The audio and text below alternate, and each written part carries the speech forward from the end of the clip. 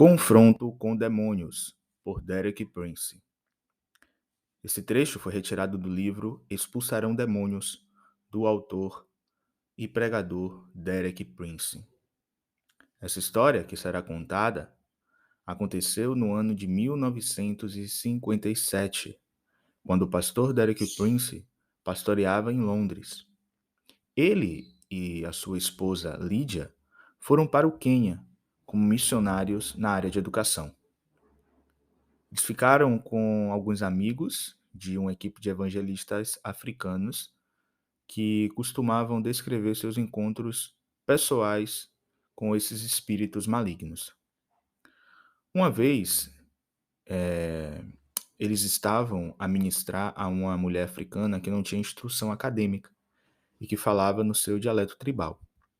Mas o demônio falava dentro daquela mulher em inglês, dizendo: Não, vocês não podem me expulsar. Vocês não têm sabedoria suficiente. Quando o demônio falou isso, os meus amigos responderam: Não os expulsaremos porque temos sabedoria, mas porque somos servos do Senhor Jesus Cristo. Eu conheci os meus amigos suficientemente bem para ficar convencido de que eles não estavam a exagerar. Os seus relatos de encontros com demônios lembravam-me alguns incidentes registrados no Novo Testamento, mas eu não sabia o que fazer com essa informação. Como estava ocupado com meu cargo de diretor numa universidade de formação de professores, pus o caso no meu caderninho de assuntos pendentes. Depois de servirmos 5 anos, a Lídia, minha esposa, e eu, deixamos o Quênia e durante 2 anos viajamos e ministramos na Europa, Canadá e Estados Unidos. Foi então que, em 1963, aceitei o cargo de pastor de uma pequena congregação pentecostal em Seattle, nos Estados Unidos. Um sábado recebi um telefonema de Eric Watson, um pastor batista carismático que eu não conhecia muito bem. Ele disse: Tenho aqui uma senhora que foi batizada no Espírito, mas ela precisa de libertação de espíritos malignos. Eu nunca tinha ouvido um pastor batista falar daquela maneira, e o que se seguiu foi ainda mais inesperado. Disse Watson: O Senhor mostrou-me que você e a sua esposa devem ser os instrumentos da libertação dessa mulher. E isso deve acontecer hoje. Eu fiquei muito surpreendido. Eu não estava de modo algum preparado para deixar que outra pessoa tomasse uma decisão daquelas por mim. Então eu murmurei uma rápida oração: Senhor, será que isso vem de ti? Queres mesmo que eu faça o que ele está dizendo? Para minha surpresa, senti que o Senhor respondeu: Sim, isto vem de mim. Está bem, respondi ao pastor. Traga a senhora. Enquanto a Lydia e eu aguardávamos a chegada do pastor Watson e da mulher, recebemos uma visita surpresa de John e Sherry Franklin, um casal presbiteriano que tinha sido recentemente batizados no Espírito Santo. Nós contávamos acerca das visitas que estávamos a esperar e convidamos-los a ficar e orar. Por fim, Eric Watson chegou, acompanhado de uma senhora loira de olhos azuis, que nos foi apresentada como Senhorita Esther Henderson. Examinei-a de perto a procurar uma evidência exterior de sua condição espiritual. Talvez um olhar feroz, um timbre metálico na sua voz. Mas ela parecia ser uma dona de casa normal de classe média americana, talvez com 30 e poucos anos. Ela não parecia nervosa, nem atemorizada. O pastor Watson foi logo direto ao assunto. Ele disse a Esther para se sentar numa cadeira e explicou. Essa mulher ela foi liberta de um demônio de nicotina, mas ainda tem outros. Ao ouvir aquilo que ela tinha para dizer, decidi abster-me de qualquer comentário até que o Senhor me desse alguma certeza ou direção. O pastor Watson colocou-se em frente de Esther e disse em voz alta: Espíritos malignos, eu ordeno-vos que saiam da Esther. Ao constatar que não houve nenhuma resposta óbvia, repetiu as mesmas palavras ainda mais alto. Ordeno-vos que saiam. Nada aconteceu. Eu sei que vocês estão aí, continuou o pastor, e ordeno-vos que saiam no nome de Jesus. No preciso momento em que ele mencionou o nome de Jesus, houve uma reação visível por parte da Esther. Ao observá-lo atentamente, verifiquei que o seu rosto se tinha modificado. Era como se uma outra personalidade estivesse a vir para ela. Um brilho amarelo e sulfúrico apareceu no centro de cada um dos seus olhos. Eu sabia que havia outro poder dentro desta dona de casa batista, de um aspecto tão normal. Eric Watson permaneceu de pé gritando aquela coisa. Pelo que deu a entender, ele sentia que o fato de gritar lhe dava mais autoridade. Porém, passado algum tempo, eu compreendo que não havia qualquer mudança. Eu tinha estado pensando sobre tudo aquilo, recordando especialmente os métodos de Jesus. Então eu pus-me em frente da Esté e disse mais ou menos o seguinte: Espírito maligno que estás nessa mulher, estou a falar contigo e não com a mulher. Qual é o teu nome? No nome do Senhor Jesus Cristo, ordeno-te que me respondas. A resposta surgiu imediatamente. Apenas uma palavra foi pronunciada com uma incrível maldade. E ele disse: ódio. Tudo no rosto daquela mulher refletia um ódio puro e concentrado. Em toda a minha vida nunca tinha visto tanto ódio nos olhos de uma pessoa. A rapidez da resposta do demônio tinha me apanhado de surpresa. Eu não sabia o que devia fazer a seguir, mas decidi seguir as instruções que Jesus tinha dado aos seus discípulos. E disse: no nome de Jesus, ordeno, espírito de ódio, sai dessa mulher. Uma voz insolente, que nada tinha a ver com a da mulher, a de Esté, replicou: essa é minha casa. Eu moro aqui há 35 anos e não vou sair. Lembrei-me daquela passagem da Bíblia em que um espírito imundo sai de um homem e diz: voltarei para minha casa de onde saí. Isso está em Mateus capítulo 12, 44. A referência feita pelo demônio em relação a Esther como sendo a sua casa estava de acordo com as Escrituras. Com isso em mente, disse ao demônio: no nome do Senhor Jesus Cristo, você vai sair. O demônio continuou a desafiar-me, enquanto eu continuava a dizer: no nome do Senhor Jesus, você vai sair. Foi um verdadeiro conflito de vontade. Era como se eu tivesse de derrotar o demônio passo a passo. Cada passo levou algum tempo, mas quanto mais eu citava a Escritura e usava o nome de Jesus, mais controle ganhava sobre o meu inimigo. A determinada altura, o demônio começou a retaliar comigo. Se eu sair, disse ele, irei regressar. E eu respondi: não, você vai sair e não vai voltar. Então ele disse: bem, mesmo que eu saia, os meus irmãos estão aqui e eles vão matá-la. E eu respondi: não, você vai sair primeiro e os teus irmãos irão sair depois. Ao mesmo tempo, apercebi-me que tinha descoberto uma informação importante. Aparentemente havia ali mais do que um demônio. O demônio voltou a falar: mesmo que nós saímos dela, ainda temos a filha. E eu respondi: não, primeiro vocês vão sair da Esté, no caso é a mulher, e depois da filha dela. Eu não sabia que a Esté tinha uma filha, mas eu estava apenas a seguir um princípio simples.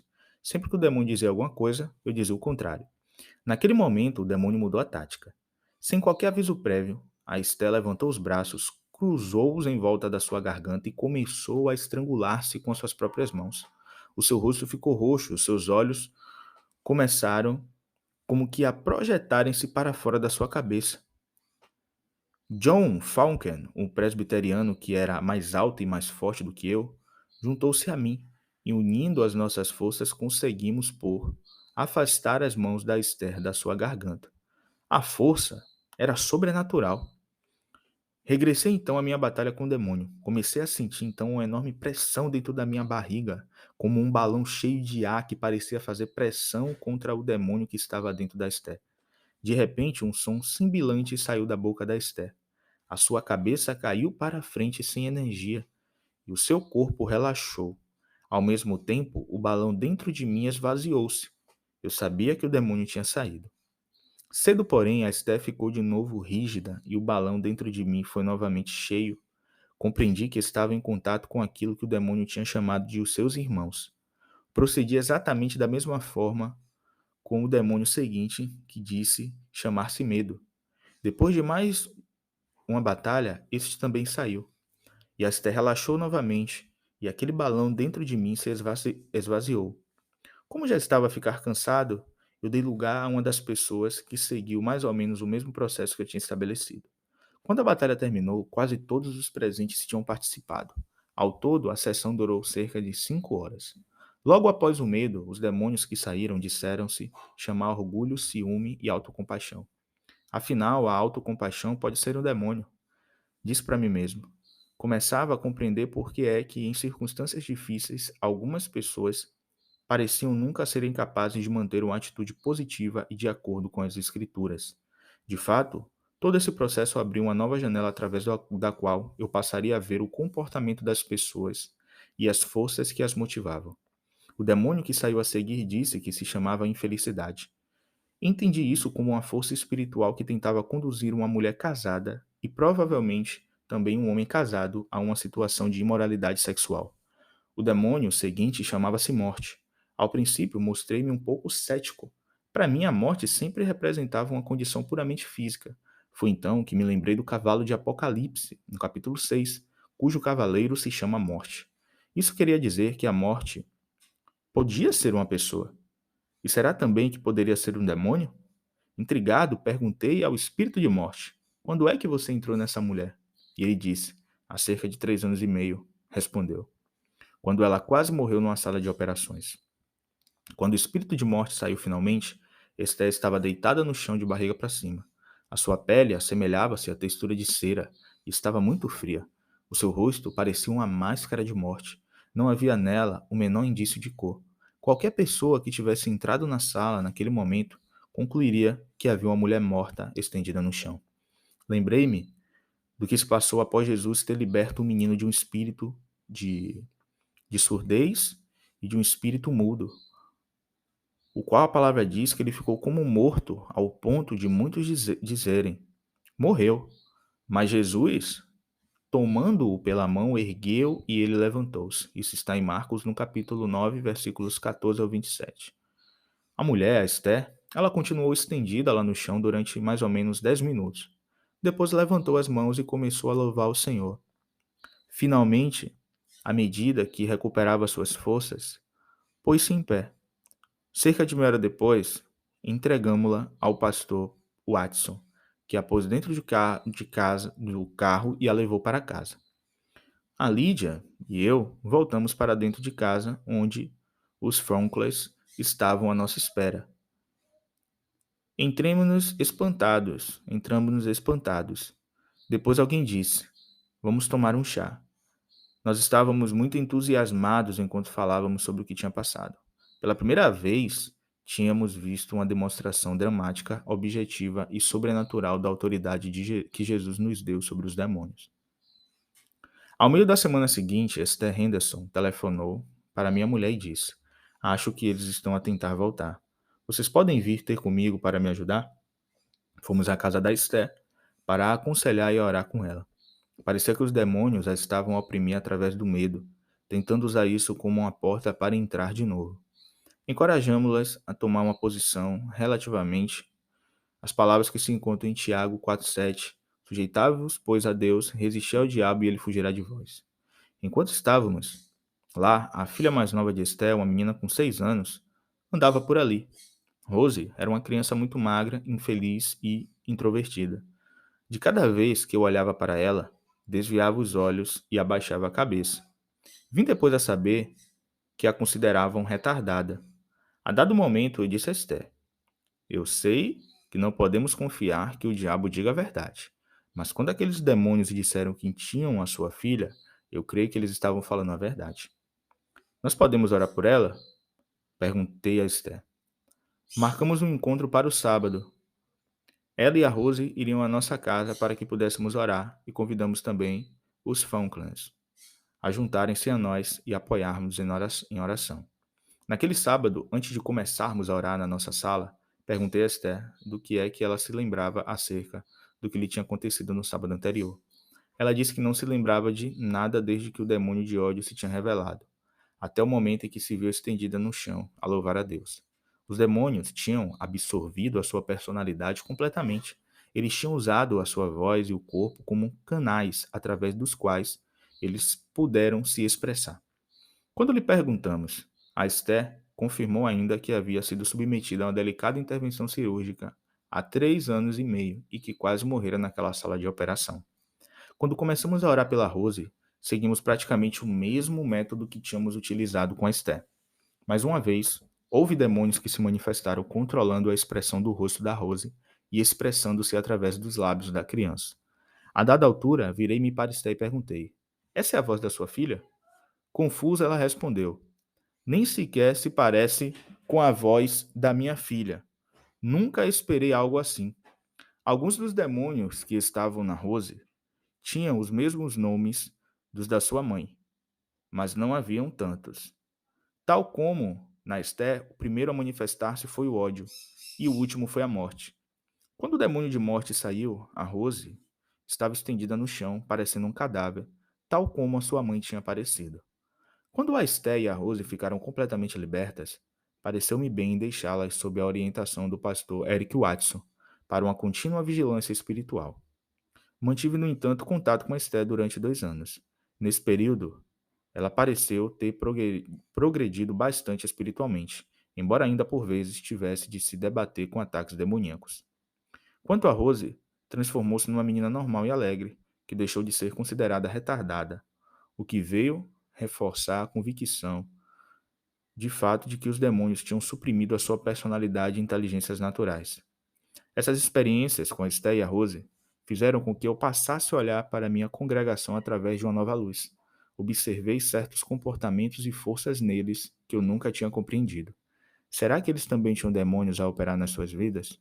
Se isso acontecia com uma boa batista como a Esther, será que também não poderia acontecer com outros bons cristãos, sejam pentecostais, presbiterianos?